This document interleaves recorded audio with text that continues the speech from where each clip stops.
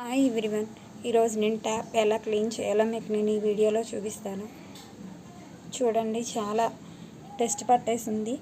దీన్ని ఎలా క్లీన్ చేయాలో నేను చూపిస్తాను. ముందుగా ఒక నిమ్మకాయని తీసుకొని ఇలా బద్దలుగా కోసుకున్న తర్వాత ఈ రసాన్ని దీని మీద అప్లై చేయండి.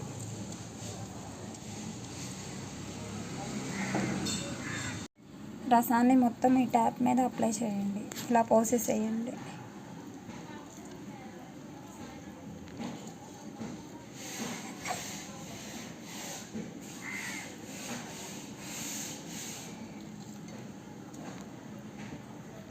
తర్వాత అంట్లు తోమే స్క్రబ్బర్ ఒకటి తీసుకోండి.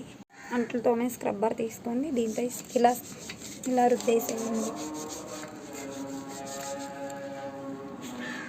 చూడండి, లెమన్ అప్లై చేసి రుద్దడం వల్ల ఎంత తెల్లగా వచ్చిందో.